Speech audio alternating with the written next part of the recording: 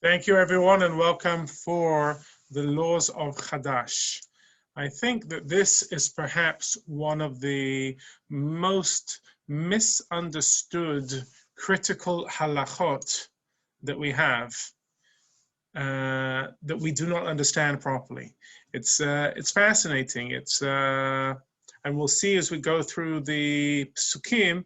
This is a doraita. Isur doraita, to be careful of eating chadash, and yet most of us who would consider ourselves observant would go around living an observant life, keeping Shabbat, keeping kashrut, doing everything that we do, and we would have no awareness of this special mitzvah of not eating chadash. So we have to look at the commentaries and try to understand exactly what chadash is and what it isn't. And then we're going to get into why it is that it's so relatively unknown. And we're going to see that that unknown nature of chadash is based on the development of halacha in Ashkenaz. This isn't necessarily a Sephardic approach, and we're going to see that. But again, I've told you many times in this forum, Sephardim, we have our kulot, we have our leniencies, but we also have our chumrot, or we have our me'ikar hadin, where we keep. And we seem to forget that when we are strict or uphold the law, there are times where Ashkenazim are mekel, are lenient, and dare I say it, perhaps in this scenario, more lenient than perhaps they should be. And we're going to get into this and try and understand as we go into it. So now we're going to start by just understanding the psukim and understanding that, the reason for the mitzvah, but we're going to get into, in a little bit later, this whole thing of how the halacha developed, that this is such an unknown, obscure doraita. Okay, so here we go. I'm going to share my screen. And let's jump into psukim. And as it says here, Vaydaber Hashem and Moshe, and Hashem spoke to Moshe, saying, Daber el b'nei Yisrael, speak to the b'nei Yisrael, v'amarta lehem, and shall say unto them, Ki tavo'u el haaretz, when you come into the land, asher ani noten lachem, that I am giving you, uktsartem et ketzira, and you will reap the harvest. V'avetem et ha'omer, you shall bring an omer, reshit kirtzirchem el hakohen. It shall be the beginning of your reaping, the first of your reapings, and you'll give it to the kohen. V'henif et ha'omer lifnei Hashem b'tzonechem mimachorat hashabbat yenifenu hakohen. And he shall wave the omer before the Lord so that it will be acceptable for you. The kohen shall wave it on the day after the rest day. What's mimachorat Shabbat? We've learned this before. It's the day after the first day of Pesach. Okay, so in Israel, first day of Chol HaMoed. For us, that would be the second day of Yom Tov.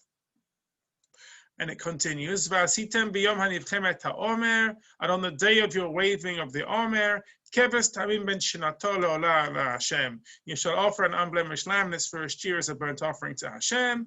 U'minchato shnei esrim solet v'lulav Hashemen ishel Hashem, v'rech nichoach v'niskor yain v'v'yit tahin. And its meal offering shall be 2/10 of an ephah of fine flour mixed with oil, a fire offering to Hashem as a spirit of satisfaction, and its libation shall be 1/4 of hin of wine. And then it says, V'lechem, v'kali, v'charmel, lo tochelu ad etzem hayom hazeh, ad haviachem et korban Elohechem, chukat olam ledorotechem, bechol moshvotechem. You shall not eat bread or flour made from parched grain or fresh grain until this very day, until you bring the korban to Hashem. This is an eternal statute throughout your generations in all your dwelling places. And now we're going to try and understand this. So what do? We don't have a Bet HaMikdash, so we can't offer the korban. So perhaps I might think to myself, one of the reasons why this is an obscure halacha is because we don't have a temple, and so it's not applicable bisman hazeh. We're going to see that's not the case. we still have the concern of Hadash, even without the Bet HaMikdash. I might say the Pasuk says, when you come into the land, which might tell me it's only applicable in Eretz Yisrael. But then we saw it says, Bechol moshevotechem, in all your dwelling places. So we still need to try and understand more why it is that this is the forgotten mitzvah d'oraita. So, according to the Torah, all grain that has been planted or taken root any time since the 16th of Nisan, i.e. the day after Pesach of the previous year, would be forbidden to eat. And this is referred to as Hadash, the new grain. This grain is only permitted following the bringing of the Korban Omer on the 16th of Nisan, the next year, after which all grain would be called Yashan, old grain, and would be permitted. Now, the root of this mitzvah is explored in Sefer HaChinuch, who explains that since our primary sustenance comes from grain, it is important to bring an offering to Hashem from the first grain of the season, which is the barley. And he says as follows, among the roots of the mitzvah, people's primary nourishment derives from the grains, and accordingly, it is appropriate to bring offerings from them to Hashem, who has given the grains before his creations benefit from them. This is consistent with what the sages of blessed memory described in a similar context. Whoever benefits from this world without a beracha has misappropriated. It says, Kol haneineh min ha'olam hazeh b'lo bracha, ma'al. All of this conditions us to be worthy of absorbing from his benevolence. As I've written in this book many times, and on the 16th day of Nisan, we would offer an offering from the new crop of barley during temple times, as this is the earliest of the grains to ripen, and this in turn permits of all the grains. Okay, so this is the first crop of the 5 grains. I'm going to bring it, and once I have brought this Korban Omer, all grains immediately become, instead of being called Hadash, become Yashan, become old, and become Mutar, become permitted. Now, although we want to get into what would life be like in the Bet HaMikdash, we don't have a Bet HaMikdash, and we yearn for it, but let us try to understand Hadash in contemporary times. So the Mishnah says, Mishekarav ha'omer, hutar chadash miyad. When the omer was brought, all the grain became permitted. Mishecharav bet hamikdash, but once the bet hamikdash was destroyed, hitkin Rabbi Yochanan ben Zakkai. Rabbi Yochanan ben Zakkai made many institutions. He made many rulings, and one of the things that he instituted was sheyeh yom hanef kulo asur.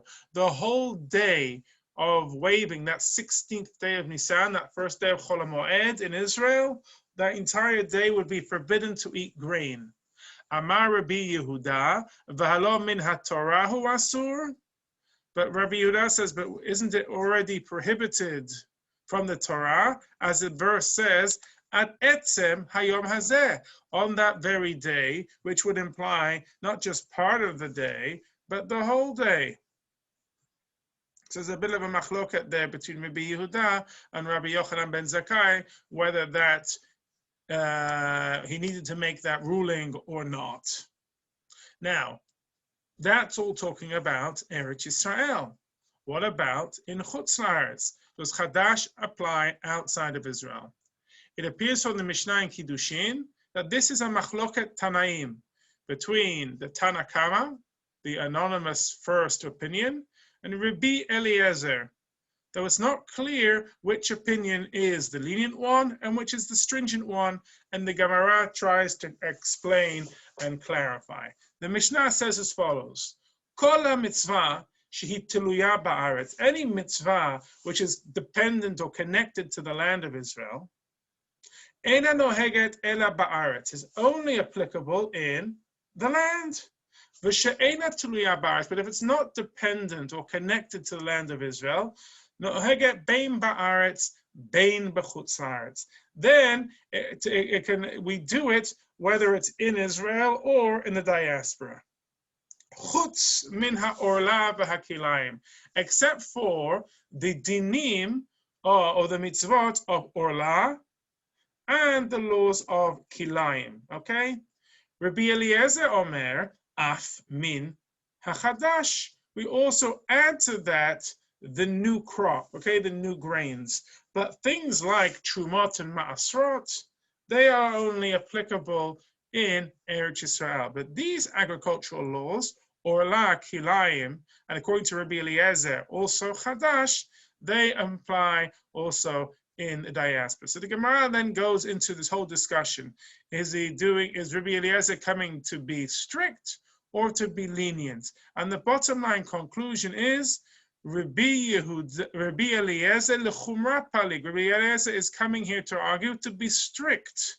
Shma mina. That is the conclusion. And learn out from here that the conclusion of the Gemara, the Tanakh Kama holds a Chadash, does not apply in Israel, whereas Rabbi Eliezer holds that it implies even on a Torah level. So you might say, oh, why isn't this a big thing in Chutz La'aretz? It's because we don't hold like Rabbi Eliezer. Well, wrong. That's not the case. Everyone holds like Rabbi Eliezer, as we're going to see in the Rishonim. So we're still stuck. We're trying to understand how can we, as observant Jews, be relatively unfamiliar with the concept of Hadash. I'm going to keep saying it because we're going to get there in the end. The Rambam says as follows. What is the prohibition of Hadash? Hadash ketzad. It's only about the 5 grains. You can't eat from the new crop. Before you offer up the Omer sacrifice, which is done b'shisha asar b'Nisan, which is done on the 16th day of Nisan. Shne'emar, as the verse says, v'lechem v'kali v'chameh lo tochlu. You can't eat any of those things until you've offered up, you've waved the Omer. V'chol ha'ochel kazayit chadash kodem hakrabat ha'omer. Whoever eats a kazayit of Hadash before the waving of the Omer, lokem min Torah, that person deserves lashes from the Torah. V'chol makom, this is in any place, uv'kol zaman, at any time, bein ba'aretz, bein b'chutz la'aretz, whether the person is in Israel or in the diaspora, bein b'fnei habayit, bein shelo b'fnei habayit, whether there is a Bet HaMikdash or not. Ela shebizman sheyesh mikdash. The only difference is when there was a Bet HaMikdash, me'shikrav ha'omer hutar chadash b'Yerushalayim. When in the time of the Bet HaMikdash, once they offered up the Omer, the chadash was permitted in Jerusalem. V'hamekamot harechokin, and the faraway places mutarin achar hatzot. They would have to wait until halachic midday. She'ein beit din mitatzlin bo ad achar chatzot, because no beit din is going to be that lazy to wait until noon to bring the sacrifice. So you know for sure it's been done by then.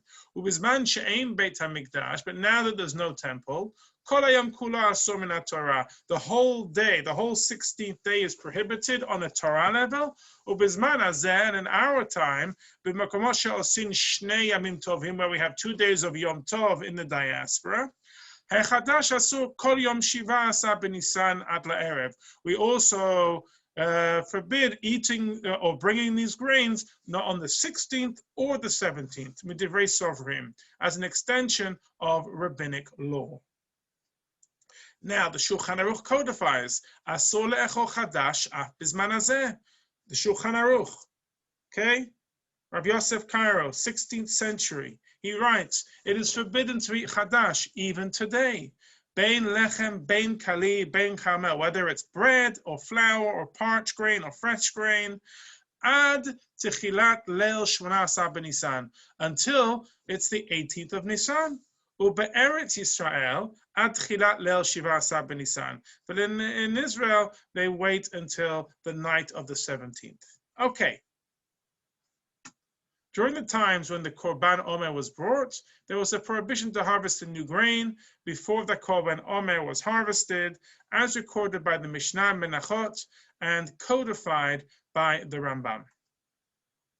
He says here, it is forbidden to harvest any of the species of grain in Israel before the harvesting of the Omer, as it is stated, the first of your harvest, indicating that it, the Omer should be the first grain that is harvested. Now, what's interesting is if you go to Israel today and you have a look at the harvesting and how crops are grown, this is still the case. You will not find grains that are grown in, let's say, Cheshvan time, like October, November time, which would then be ready to be eaten in this March, April time. We wouldn't have it. We wouldn't have such a situation. And that's very good for Israel because it means you don't have grains which are ready and on the market before Pesach, where there would be an issue of eating Hadash.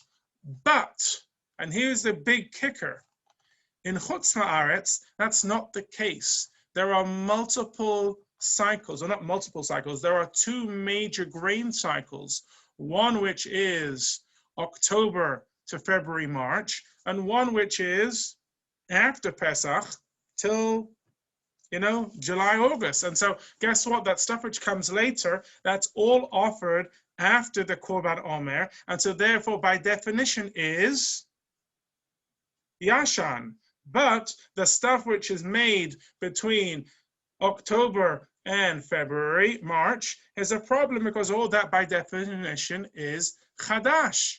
And how can we rely on? Do we rely on everything and say, you know what, most stuff is Yashan, so I'm okay, or most stuff is Hadash, so I'm in trouble? What do we do? But in Israel, you can almost be assumed that everything there pretty much is Yashan. But for us, maybe we're going to have an issue based on what we've seen in Harambam and what we've seen in Shulchan Aruch. I'm going to skip this Rav Vosner. It's not so nogea to what we're talking about. I mean, it's a little too technical for what I want to go into.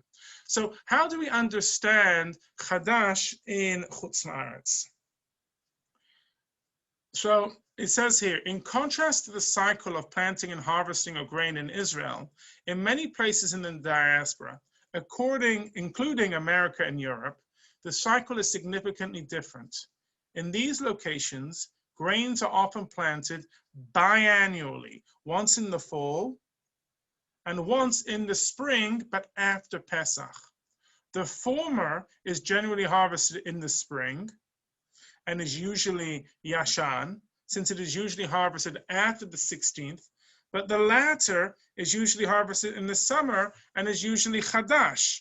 For this reason, the question of Hadash is especially relevant and problematic in the diaspora. Sorry, I think I may have misexplained that before. Sorry, I need to go back.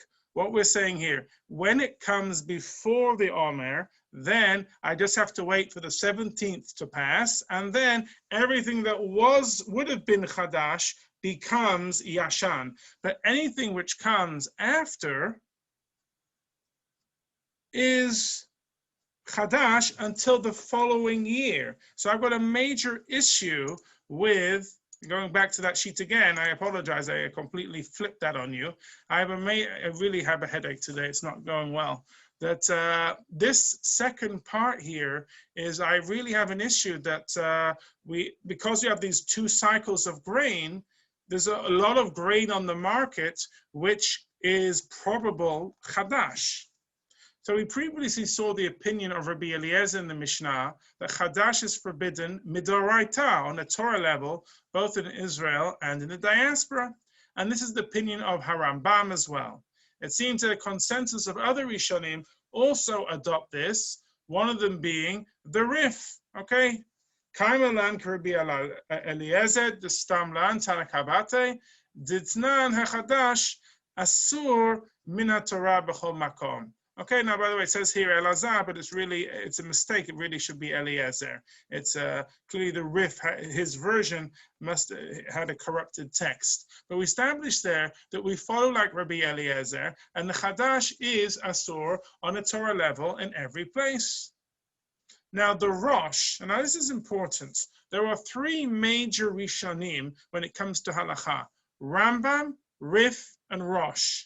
And when those three are in agreement, normally, that is the bottom line halacha, especially for Shulchan Aruch. Okay? That should be the bottom line halacha, the three major hitters. One Ashkenazi, two Sephardim. There is no argument when those three are in agreement. Have a look here. The Rosh says, by the way, there is a rabbi called Rabbeinu Baruch, one of the Balei Tosfot, and he is Ma'od Hem Timuhin. His words are very strange.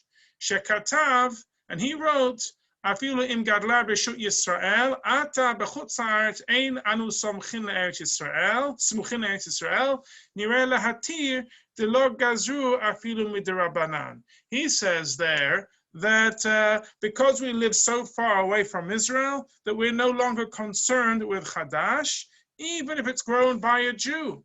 But the Rosh says those words don't make any sense. So how is it that if I have the Rosh, the Rambam, the Rif, and Shulchan Aruch codifies it as halacha, why are most of us none the wiser about this halacha?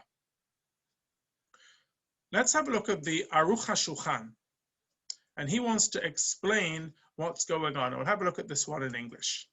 In any case, many Rishonim ruled against Rabbi Eliezer, and some of the greatest Acharonim labored to find some rhyme and reason for them, writing at great lengths with hair-splitting, far-fetched arguments, upon which it is particularly difficult to build halachic arguments. However, just recently, we have been fortunate enough that the great Or Zarua has been published, and he explains the reasoning of these Rishonim. And his explanation is consistent with our earlier comments. It seems to me, the author, to rule that the prohibition of Hadash outside of Israel applies only on a rabbinic law. As the Mishnah states, that all communal offerings, except for the Amer offering, and the Tana indicates that Hadash is derabanan, it's only rabbinic in the diaspora. As if it were Doraita, it will be valid for use as the Omer offering, as the two issues are dependent upon one another, as the Gemara states. Once it is granted that Hadash, abroad, is obligated only with derabanan, it is obvious that the sages did not issue a decree for the lands which are very far from Israel. When the sages instituted the observance of agricultural mitzvah outside of Israel, they did so only for those places that are close to Israel. So what he's trying to say here, the Aruch HaShulchan, and this is very important to understand. I actually have a sefer which I got recently about the understanding how the Aruch HaShulchan rules. The Aruch HaShulchan wants to explain why it's permitted. He wants to give a rationale. He's going to put his hand in the murky waters and say, this is mutar. Why is it mutar? Because everyone's doing it. That's how he begins. He says, and all the Rishonim and Achronim, they try with this, they try with that.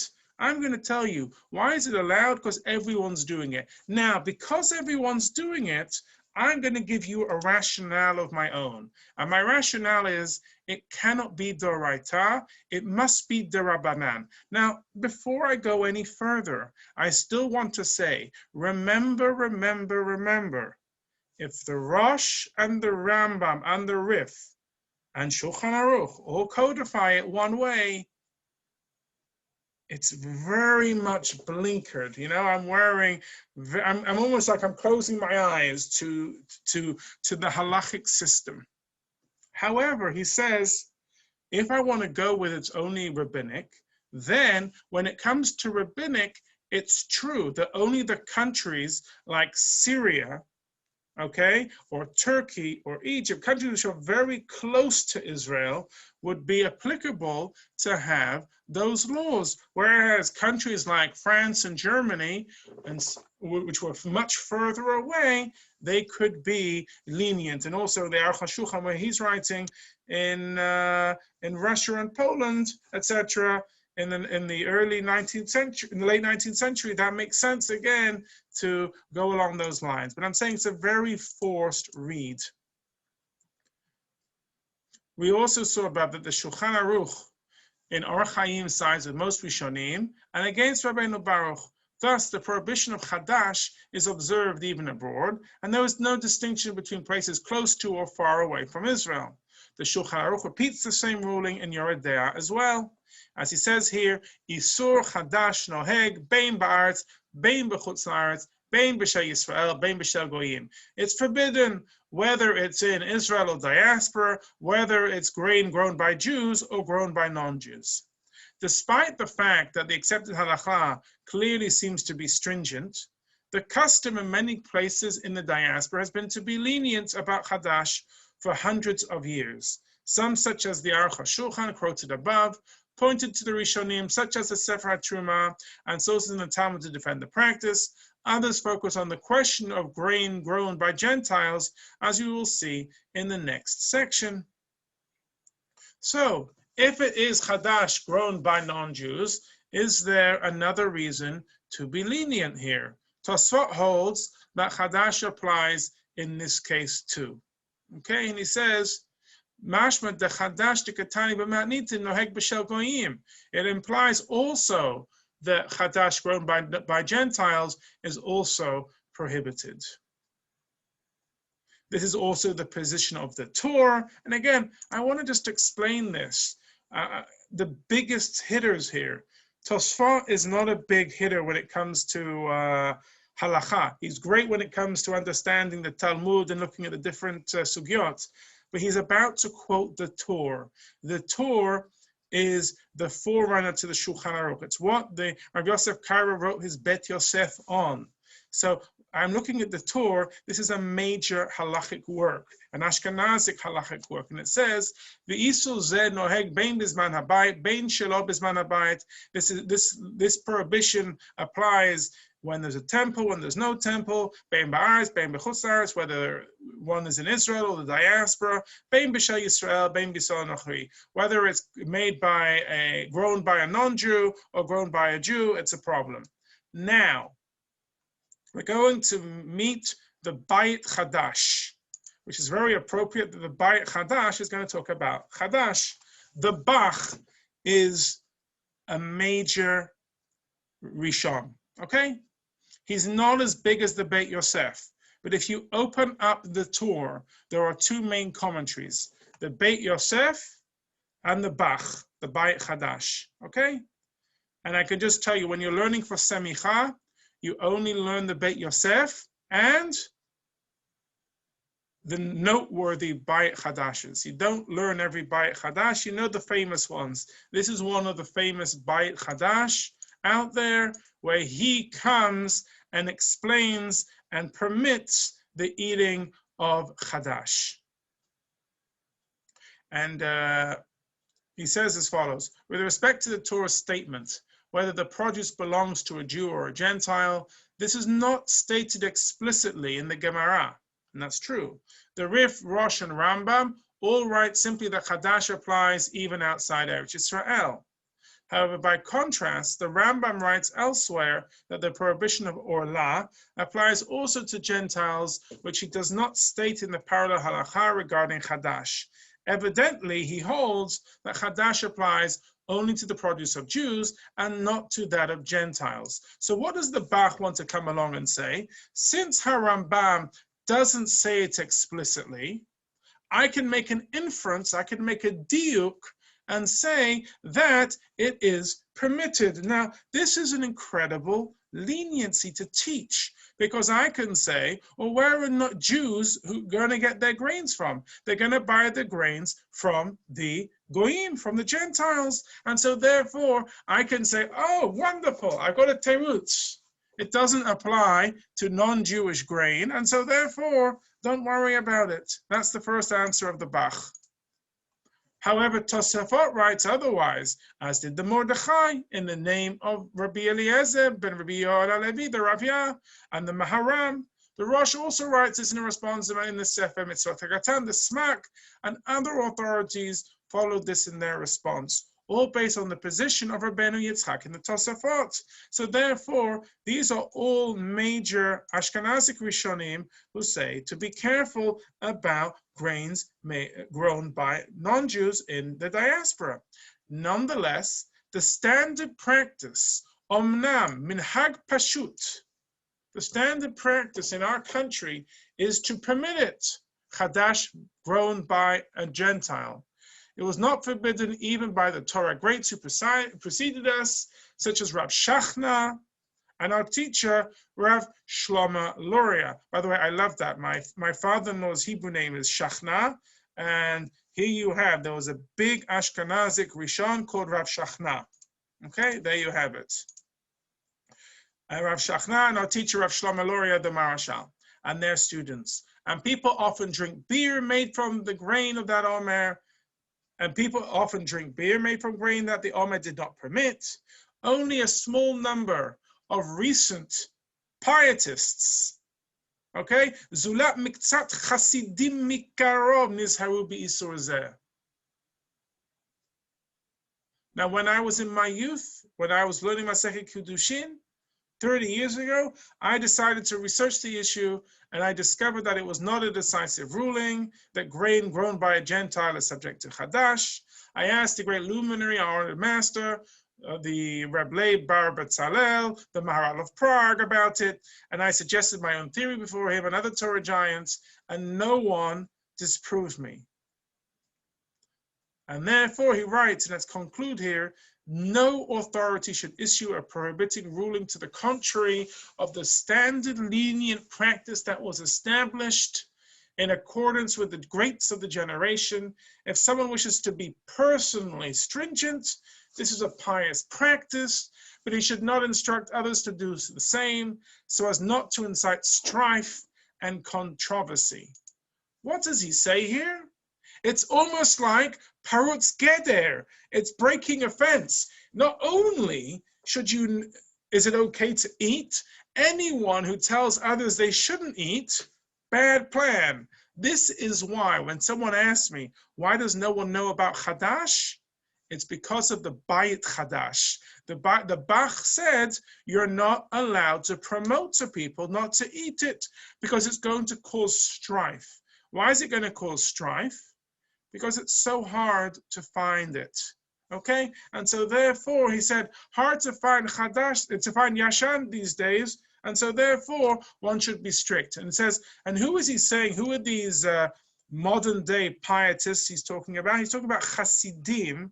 He's talking about, so you'll see that Bisman Hazeh today, you know who's bringing back eating Yashan, or being careful not to eat Hadash. It's not us Sfaradim who should be the ones promoting it. It's actually Hasidic groups. Hasidic groups are very careful not to eat Hadash, but Ashkenazim in general, it's one of those that they whisper very carefully. They don't actually promote it out there to anyone. But what's interesting is that the son-in-law of the Bach, the Torah Zahav, Rab David Halevi Segal, he disagrees. And he writes, Ken Katvu Poskim Beferush. The Poskim write this explicitly. Umor Chami, and you know, my great father-in-law, Katav Shiesh Huchacha Brura de B'Shel Goy Eno Naher Chadash, Iper Kama de Rosh Hashanah, Vani Omer Nafsho Betov Talin. אבל לא דק בדברים אלו, אלא הדבר ברור, דק בשל גוי אסור, כמו שכתבו כל הפוסקים.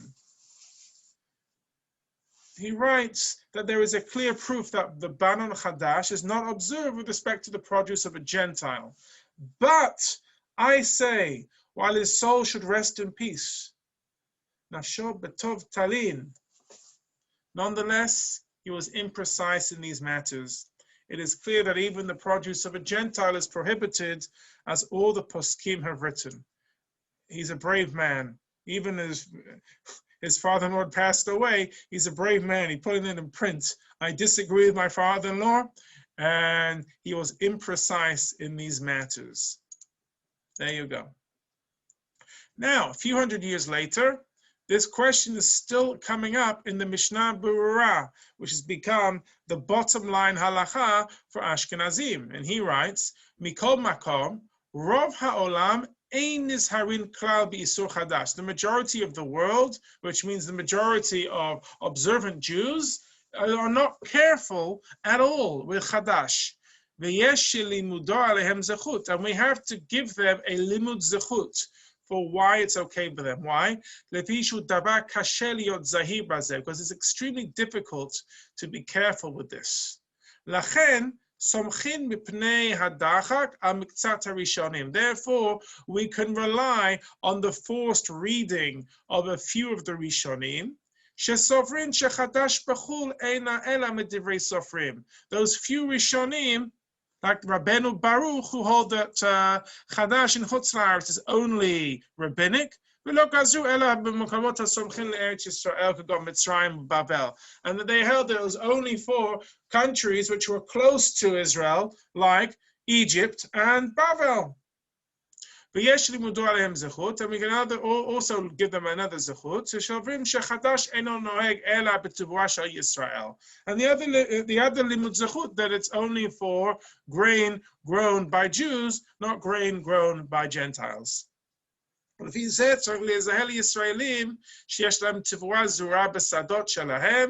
then if that's the case, we have to be careful with Jews, how they grow their crops. They shouldn't have a problem of Hadash if they were to grow in the summer.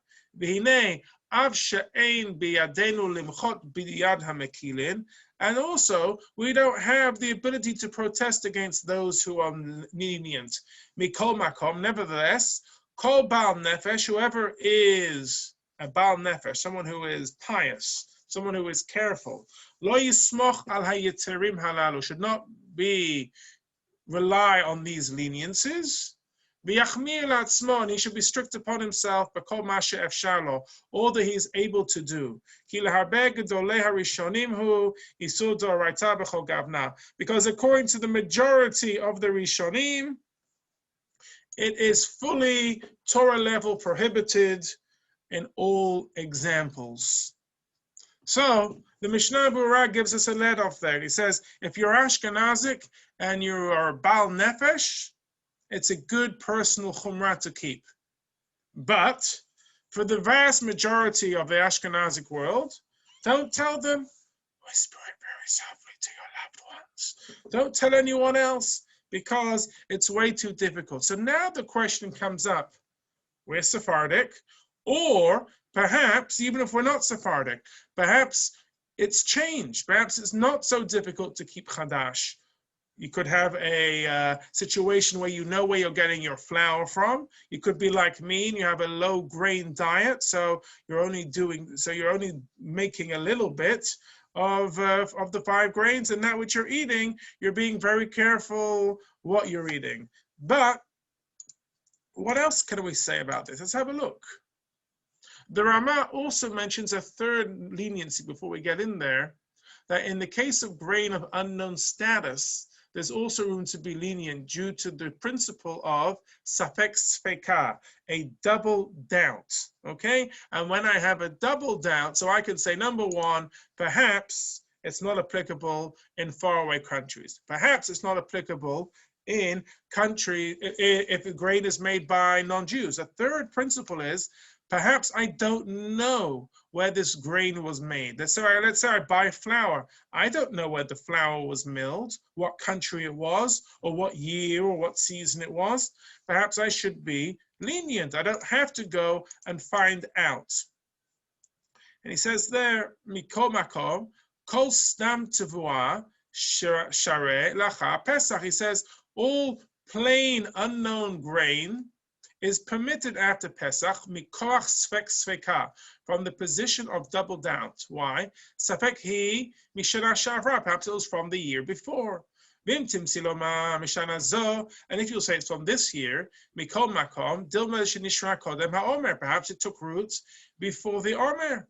Uveminei tevua shezorim vaday lacha Pesach, and the types of grain which are planted were right after Pesach. So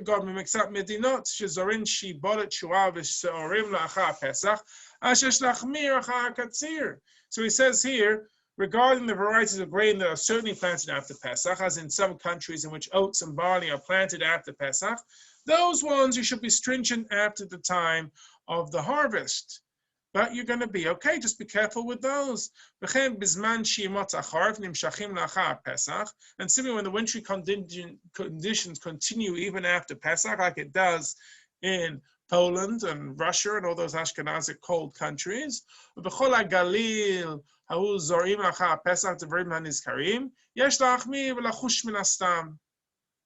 and throughout an entire region they plant the 5 grains only after Pesach, then one must be stringent even without definitive information. However, one should not instruct others to conduct themselves in this way when the majority of food and drink comes from these sources. For it is better for people to transgress these prohibitions without knowing than to do so consciously. It says here, Ki mutav sheyu shogegin va'al yeyu mezidin. What is the Ramah saying here? Go back a few hundred years. What did Ashkenazim eat and drink? Bread and beer. That was basically all that they had. Okay, I'm not trying to be mean, but that's really all they had. So if you're going to be strict and say no bread and beer for Polish Jewish peasants, there's nothing else for them to eat. And if you were to tell them, by the way, maybe you shouldn't eat bread or beer between Pesach and the summer, what are they going to eat? They're not going to listen to you. And therefore he said, it's better that they do so b'shogeg, unintentionally, than to do so b'mezid, to do it wantonly. Okay?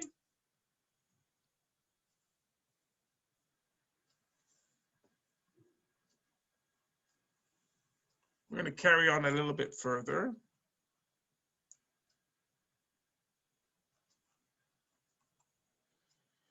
Now, what should we do today? So, Yalkut Yosef, let's have a look at the Sephardic approach. Hadash is prohibited even in our time, both concerning the grain of Jews and that of Gentiles.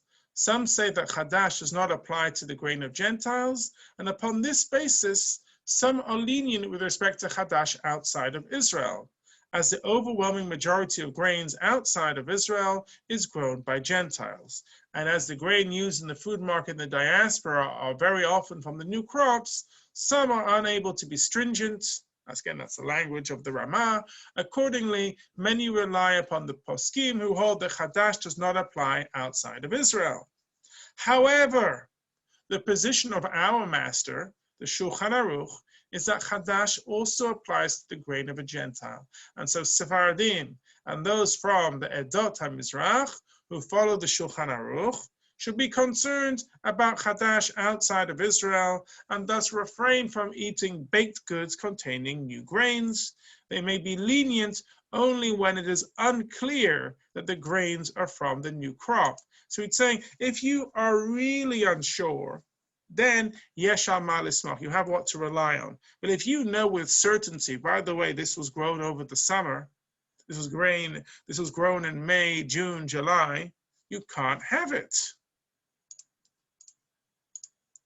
And he continues with 11, the prohibition of Hadash applies to the new crops grown in Israel and those grown outside of Israel. Therefore, it is appropriate to research the particulars of grains that are imported from the diaspora and marketed in Israel, which are produced in the diaspora using local grain, including oat products, granola, baked items, beer, and the like. With respect to all these things, there is a potential problem of Hadash.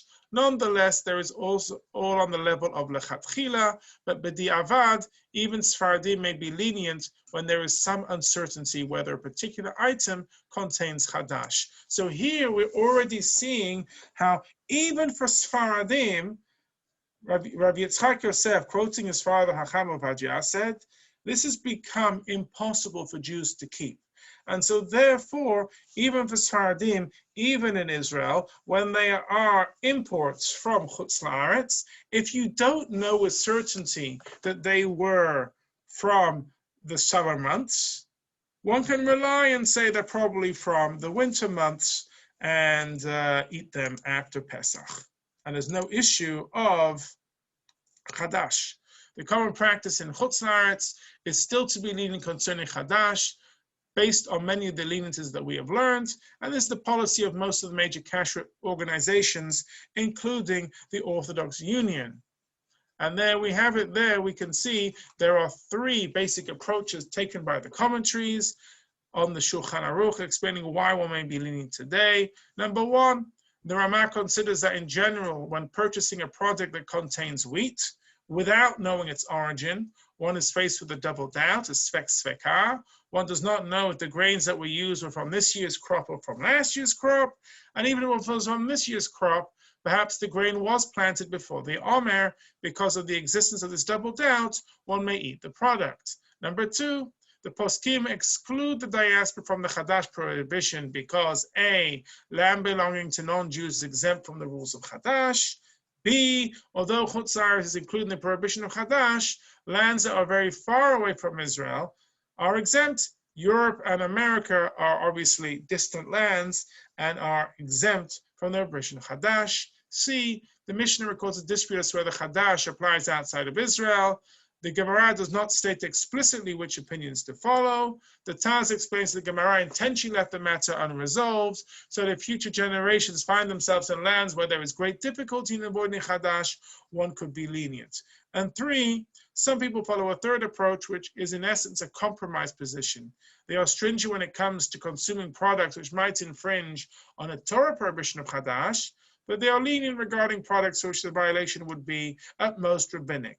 An example of this would be those who would only eat yashan bread, since it is made primarily with spring wheat, which might be Hadash, but would eat any pretzels since they are made primarily from winter wheat, which is yashan. Although pretzels contain some spring wheat, nevertheless, the Torah prohibition is removed due to the the rules of bitul, of nullification. The OU does not enforce a yashan status of products under its supervision in Chutz La'aretz, basing itself on the prevalent custom as explained above. Nevertheless, the OU does assist whenever possible those who wish to avoid Hadash.